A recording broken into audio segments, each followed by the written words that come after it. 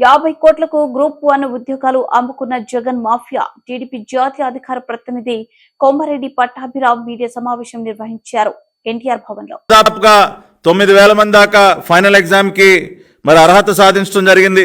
వీరందరూ కూడా తమ ప్రతిభ ఆధారంగా ఉద్యోగాలు దక్కించుకోవచ్చని చెప్పి ఎంతో ఆశపడ్డారు.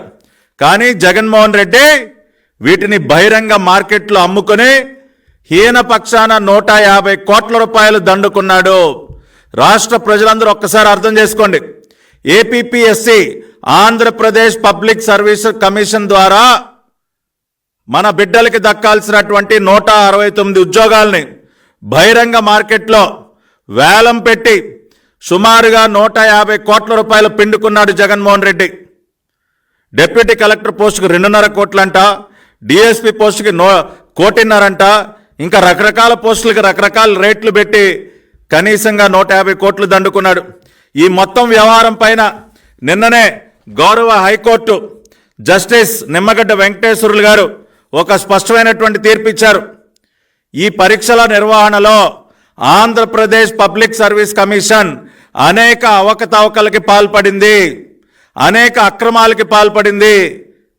తాము డబ్బులు వసూలు చేసినటువంటి కొంతమంది క్యాండిడేట్స్కి మేలు చేసే విధంగా వాల్యుయేషన్ ఒకసారి కాదండి, సాధారణంగా మనం పరీక్ష రాస్తే దాని యొక్క వాల్యుయేషన్ ఏదో ఒకసారి వాల్యుయేషన్ చేస్తారు.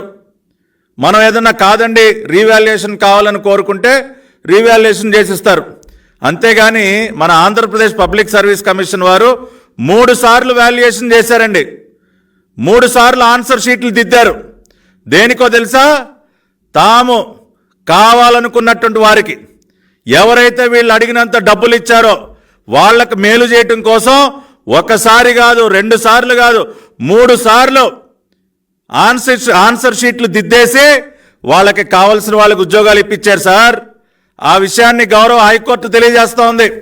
ఈ రకంగా 3 సార్లు మీరు పేపర్స్ని వాల్యుయేషన్ ఎలా చేస్తారో, ఆన్సర్ షీట్లని 3 సార్లు ఎలా దిద్దుతారో ఇది పూర్తి అక్రమం అని చెప్పి హైకోర్టు తీర్పు ఇచ్చింది. నేను హైకోర్టు తీర్పులో చాలా స్పష్టంగా the action of the respondents government of Andhra Pradesh and AP public service commission in conducting 2nd and 3rd valuation of Group 1 exams for notification number 27/2018 is declared as illegal, irregular and arbitrary and violative of Rule 39 of the APPSC rules అని చాలా స్పష్టంగా చెప్తూ the impunged list of eligible candidates dated 26/5/2022 is hereby set aside. వీళ్ళు అక్రమాలకి పాల్పడి డబ్బులు వసూలు చేసి ఎవరినైతే క్యాండిడేట్ని సెలెక్ట్ చేశారో ఆ నియామక